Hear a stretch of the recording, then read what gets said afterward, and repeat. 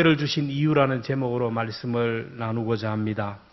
우리가 생일을 맞으면 성숙하지 못한 아이들은 부모님의 손을 잡고 바라봅니다. 무슨 선물을 받을까? 오늘은 무슨 좋은 음식을 얻어먹을까?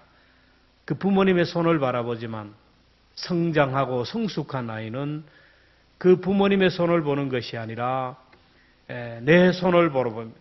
내가 내 자리에서 부모님께 해야 할 일이 무엇인가? 나를 낳으시느라고 얼마나 애쓰고 수고하셨을까? 나를 오늘까지 길러주시느라 고생하신 부모님께 내가 어떻게 보답할까? 이것을 생각합니다.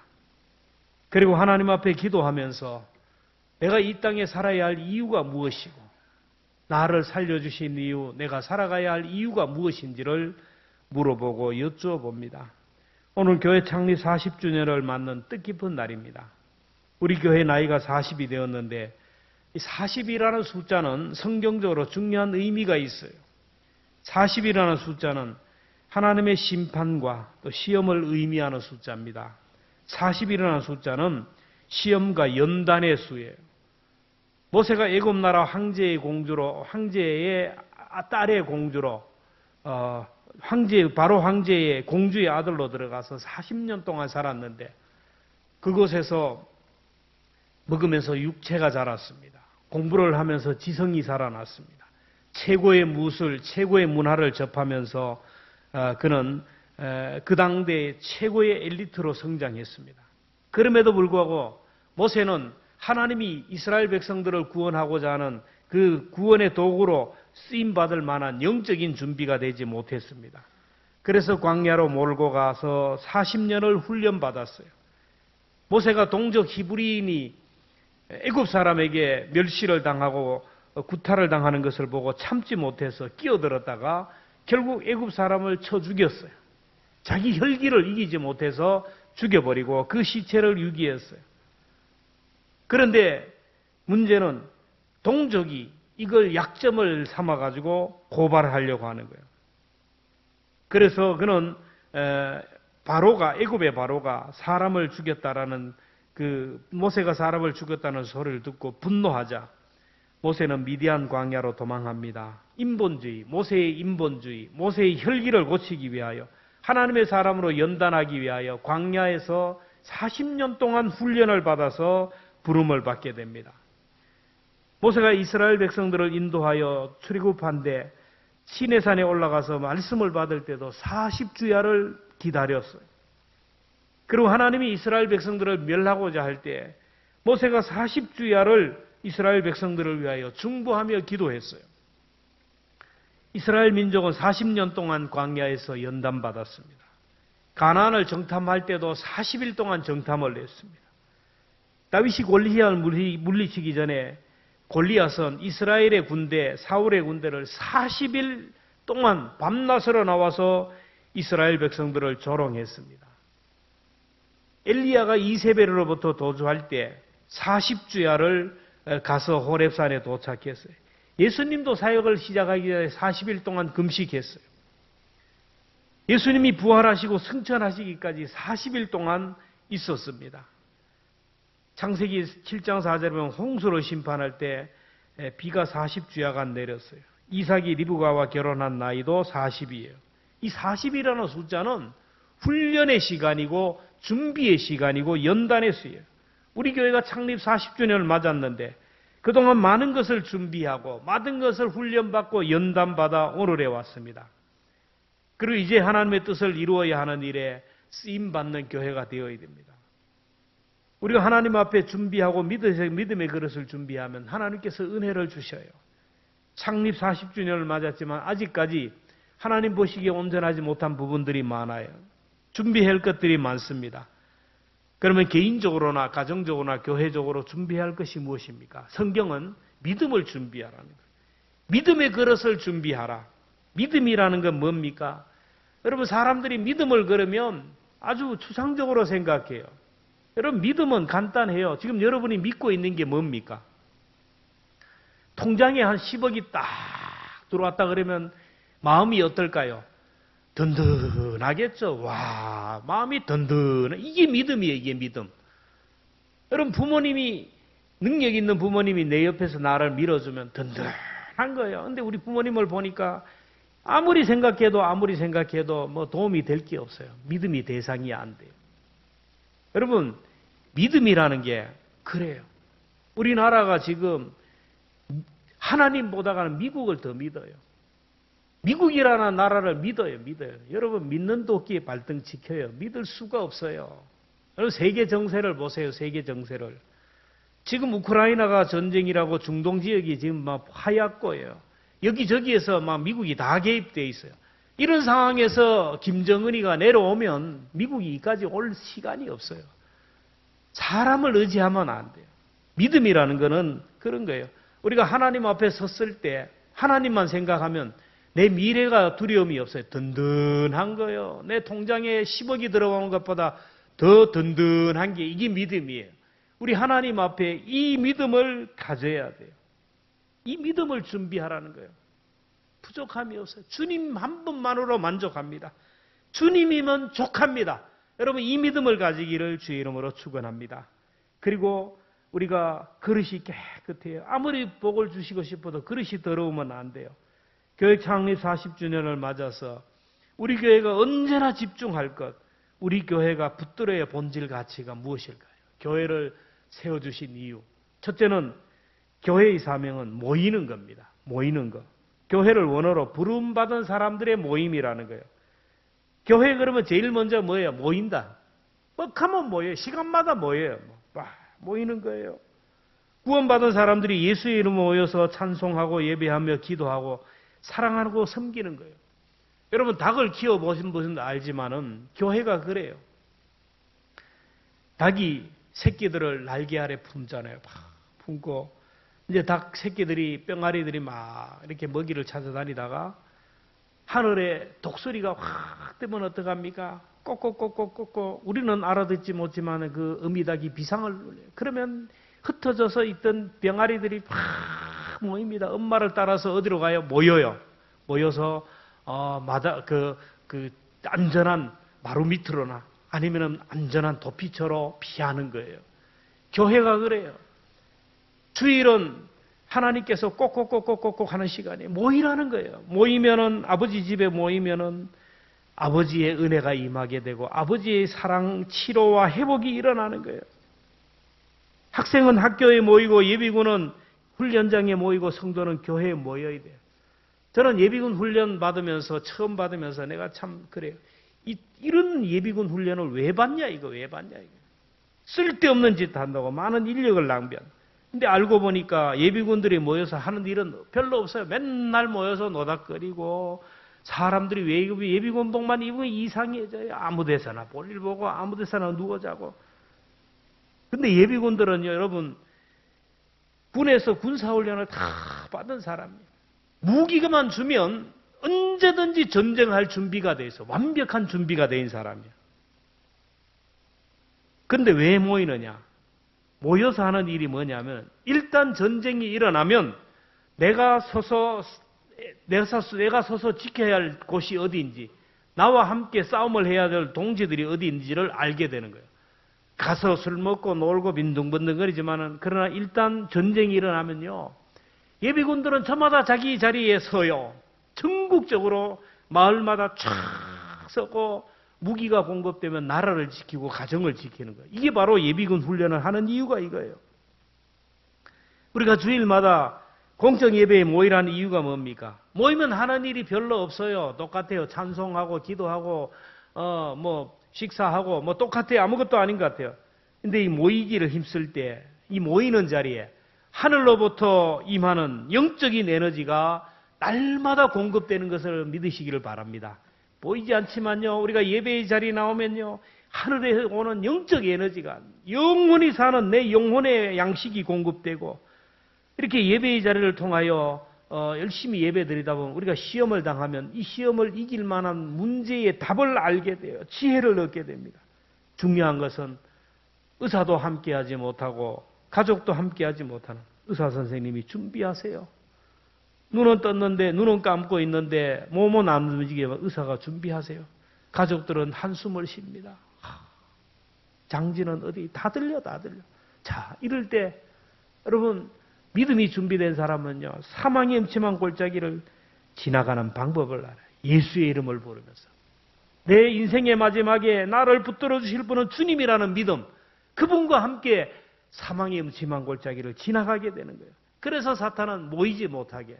안 모이지 않으면 믿음이 없어요. 믿음이 생길 수가 없어요. 제가 얘기하지만 평생 목회한 목사님들도요, 은퇴를 하고 몸이 아파서 예배하지 못하니까 완전히 병신도가 되어요. 아무것도 몰라요. 미 예배가 이래요. 그래서 히브리서 10장 25절에 모이기를 피하는 어떤 사람들의 습관과 같이 하지 말고 오직 권하여 그날이 가까이 볼수록 더욱 그리하라. 그런 얘기가 있잖아요. 새 가족이 교회 등록하니까 주일 낮에도 참석하고 오후에도 참석하고 수요일도 참석하고 새벽기도도 참석하고 열심히 참석해요. 이게 성도의 의미라고 생각했어요. 사명이라고. 그런데 시간이 지나면서 이상한 걸 느껴요. 그래서 목사님에게 질문합니다. 목사님, 저는 언제쯤이면 새벽기도 안 나와도 돼요? 저는 얼마나 예수 믿으면 수요일 면제시켜주나요? 교회 오래 나오는 사람일수록 직분자들이 예배에 나오지 않는 것을 보면서 나도 저 직분을 받으면, 나도 저만큼 믿으면 수요일 안 나와도 된다, 면제시켜줄 줄 알고 이런 생각을 하는 거예요. 여러분, 모이지 않으면 믿음이 떨어지고 교인의 기본 의무를 감당할 수가 없어요. 교회의 첫 번째 의무는 교회는 모이는 거예요. 그래서 모이는 것이 쉽지 않기 때문에 모이기를 힘쓰라 이렇게 하신 거예요. 둘째로 교회의 사명은 교회를 세우는 거예요. 교회를 세우라는 말은 의미를 알아야 돼요. 예수님이 이 땅에 오셔서 유일하게 남기고 가신 것이 바로 교회입니다. 피로 값주고 세우신 교회인데 교회는 주님의 몸이에요. 부활 승천하면서 주님의 일을 대신할 수 있는 주님의 몸인 교회를 남기셨어요. 그래서 교회는 에클레시아, 부름받은 사람들의 모임이라는 거예요. 교회는 하나님이 구원하신 하늘나라 백성들의 모임이에요. 이 건물이 아닙니다. 사람들의 모임이에요.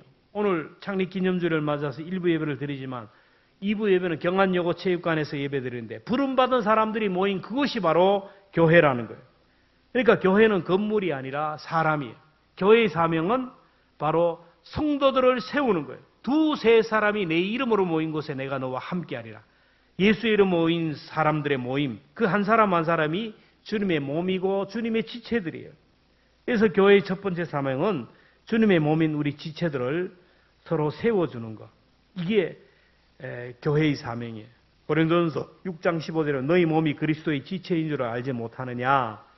골로새 1장 18절에 보면 그는 몸인 교회의 머리시라. 그가 근본이요 죽은 자들 가운데 먼저 나신 이시니 이는 친히 만물의 으뜸이 되려 하심이라. 교회의 머리는 예수님이고 그리스도의 몸의 지체가 오는 우리들이에요. 그래 우리가 교회는 주님의 몸이기 때문에 음부의 권세가 장난하지 못해요. 사탄이 장난하지 못해요. 마태복음 16장 18절에 내가 이 반석 위에 내 교회를 세우리니 음부의 권세가 이기지 못하리라. 교회는 주님의 몸이고 주님의 몸된 지체들로 이루어졌기 때문에 여러분, 주님의 지체들을 공격하는 것은 몸을 공격하는 거예요. 꼭 기억해야 됩니다. 주님의 지체를 공격하는 것은 그 몸을 공격하는 거예요. 여러분이 내 손을 막 그냥 망치로 두드려 패는 거는 누구를 공격하는 거예요? 내 몸을 공격하는 거예요. 그렇습니다. 바울이 되기 전 사울이 교회를 얼마나 핍박했는지 몰라요. 믿는 자들을 체포하고 고문하고 죽이고 막 그러다가 어느 날 그가 예수님을 만났어요. 예수님이 사울을 불렀어요. 다메섹 도상으로. 그날 또 체포영장을 붙들고 믿는 자를 잡아 주기 위해서 가다가 하늘이 번쩍거리면서 예수님이 그를 만나요. 사도행전 22장 7절 이하에 보면 사울아 사울아 내가 왜 나를 박해하느냐 하시거늘 내가 대답하되 주님 누구십니까? 이르시되 나는 내가 박해하는 나사렛 예수라. 사울은 예수님을 살아있을 때 한 번도 못 봤어요. 살아있을 때 사울이 예수님 만난 일이 없어요. 사울은 예수님을 잡으러 다닌 것이 아니요 예수 믿는 자들을, 예수님을 따르던 그 제자들을 잡아 죽이려고 돌아다녔어요. 그런데 사울은 그 교회를 핍박하고 그랬어요. 예수 공동체를. 그런데 예수님은 네가 왜 나를 박해하느냐? 나는 네가 박해하는 예수다. 믿음의 공동체를 핍박하는 것은 곧 예수님을 핍박하는 거예요. 그래서 믿음의 공동체를 공격하면 여러분 살아남을 사람이 없어요. 성경에 보면 마태복음 21장 44절 함께 읽겠습니다. 시작. 이 돌 위에 떨어지는 자는 깨어지겠고 이 돌이 사람 위에 떨어지면 그를 가루로 만들어 흩으리라 하시니 이 돌이라는 것은 반석 대신 예수 그리스도 교회를 말해요. 교회 위에 떨어지면 떨어지는 그 사람이 어떻게 된다고요? 깨어지고 이 돌이 사람 위에 떨어지면 그를 가루로 만들어 버린다. 역사를 보고 시대의 역사를 보면요. 반석 대신 교회를 공격하고 짓밟다가 깨어져 망한 사람이 한둘이가 아니에요. 교회와 부딪히는 것은 내가 망하는 거예요. 그래서 우리가 자꾸 말을 조심해야 돼요. 교회가 하면서 교회를 욕하면 안 돼요. 교회를 욕하면 예수님을 욕하는 거예요. 우리가 교회와 좋은 관계를 유지해야지 교회가 충돌하면 안 돼요.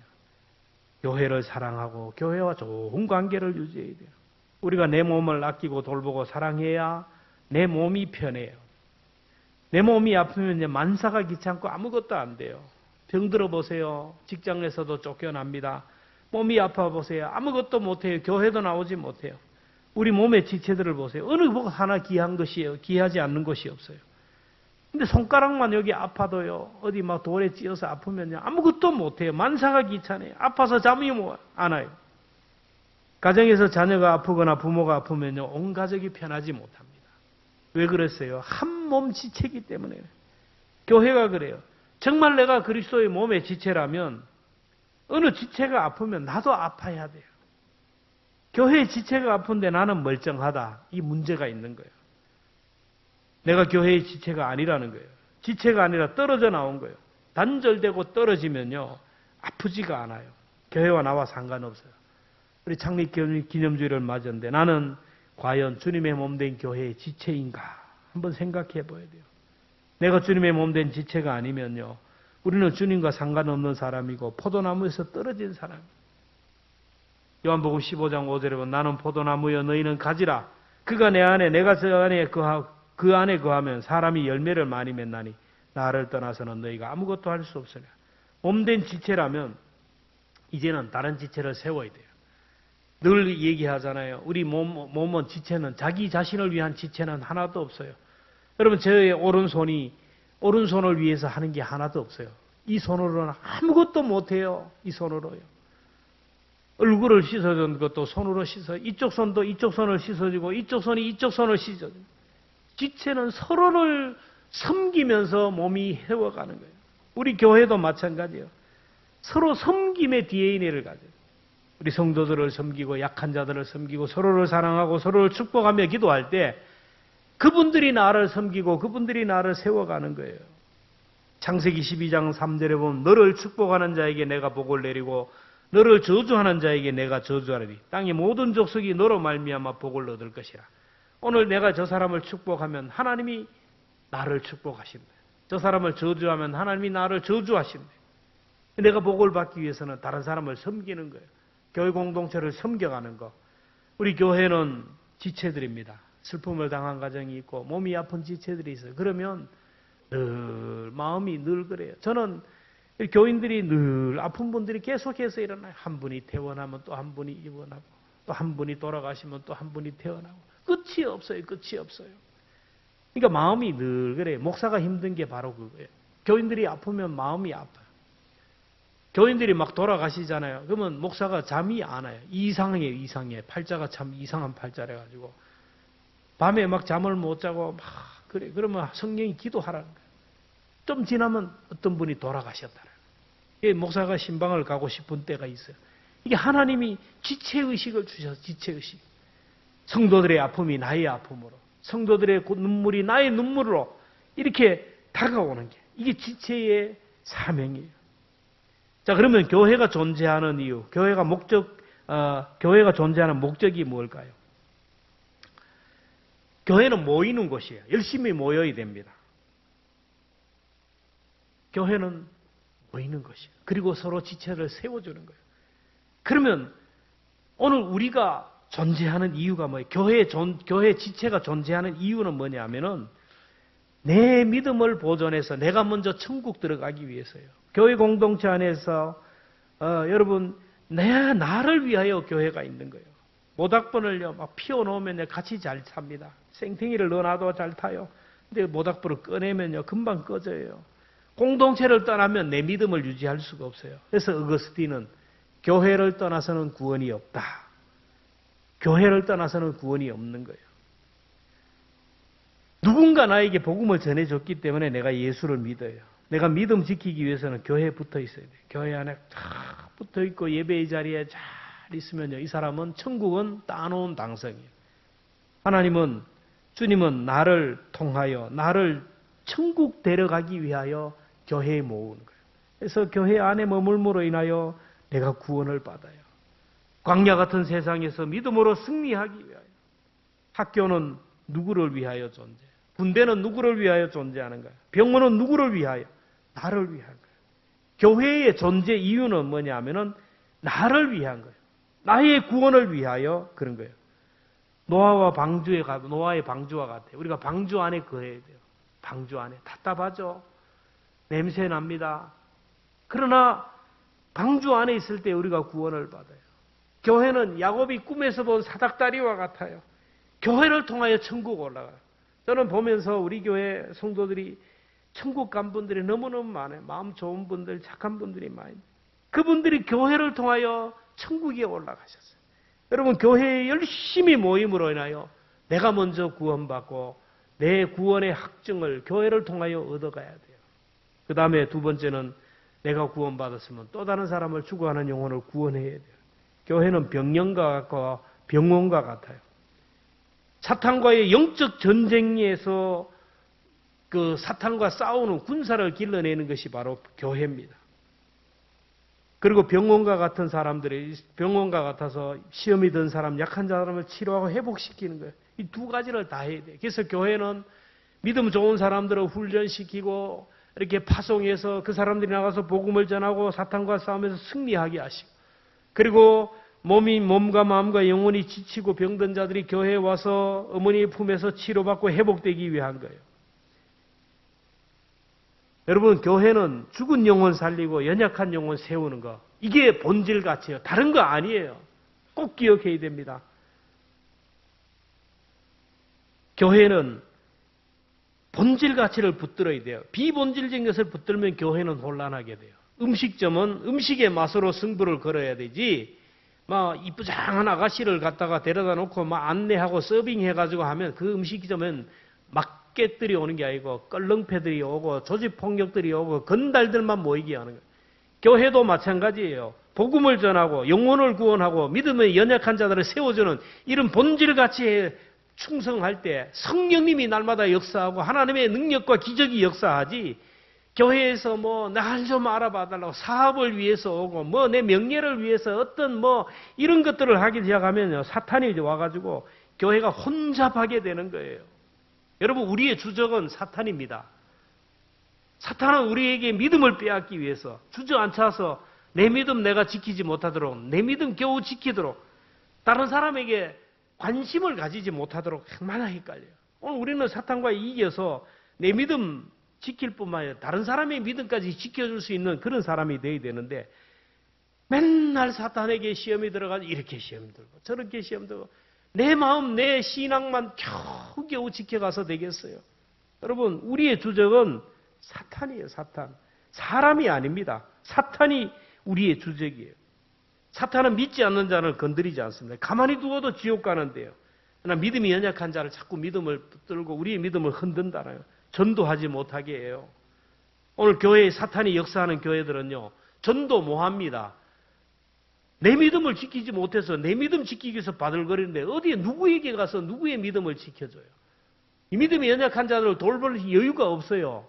날마다 내가 시험이 들고 내가 상처를 받고 하는데 내 믿음을 내가 지켜야 되고 내가 더 본질에 집중해야 돼요. 성도들이 싸우는 이유는 자꾸 비본질적인 것 때문에 그래요. 왜 전도 안 하냐 당신은? 너는 왜 기도 안 하느냐? 왜 당신은 예배의 자리에 안 나오냐? 왜 교회 일 안 하느냐? 왜 하나님의 나라와 의를 위하여 일하지 않느냐? 이런 문제로 싸우지 않아요. 여러분 교회에서 이런 문제로 싸우면 목사가 얼마나 좋겠어요. 집사님은 맨날 교회 안 나오냐고 가서 막 떼들고 싸우고 교회 나오라고. 여러분 얼마나 좋겠어요. 왜 기도 안 하냐고. 그때 그렇게 기도 안 해가지고 뭘 하느냐고 막 가서 싸우면 얼마나 좋겠어요. 본질적인 것으로 안 싸워요. 비본질적으로 싸워요. 그럼 뭡니까? 왜 나를 무시하느냐? 왜 나를 안 알아주느냐? 날 좀 보소, 날 좀 보소. 이 비본질적인 것에 마음이 빼앗겨서 그래요. 여러분 우리는 비본질적인 것에 대해서는 좀 넘어가야 돼요. 그렇게 그럴 수도 있지. 넘어가야 돼요. 본질적인 것에 대해서는 목숨을 걸어야 돼요. 여러분 교회 창립 40주년을 만났는데 내가 할 일은 나부터 우리 가정부터 열심히 모여야 됩니다. 모일 때 살 수 있어요. 믿음 지킬 수 있어요. 그리고 우리 지체들을 서로 사랑하고 섬겨줘야 돼요. 그리고 우리 교회의 사명은 내가 주님 앞에 부르시는 그날까지 어떻게 하든지 간에 죽어가는 영혼을 살리고 믿음이 연약한 영혼을 세워주는 일을 해요. 이게 사명이에요. 이 일을 하고자 나는 이 일에 목숨을 걸고 이 일에 집중하면요. 하나님은 그 사람의 생명을 건드리지 않아요. 주의 연대는 계속 그의 나라와 그의 의를 구하라. 그리하면 이 모든 것을 너희에게 더하시라. 이런 일을 하는 사람은 하나님이 다 주셔요. 가정의 문제, 내 개인의 문제, 앞일의 문제가 있습니까? 신경 쓸 게 없어요. 어떻게 하든지 간에 전도하고 한 영혼을 구원하고 믿음이 약한 자들을 찾아가서 세워주는 이 일만 하면 하나님이 필요한 것 다 채워주시는 거예요. 교회를 통하여 하나님이 원하시는 본질 가치라는 것을 꼭 기억하며 이 귀한 사명을 잘 감당해서 앞으로 남은 40년을 더 도전적으로 이렇게 하나님 앞에 서고 하나님 앞에 믿음으로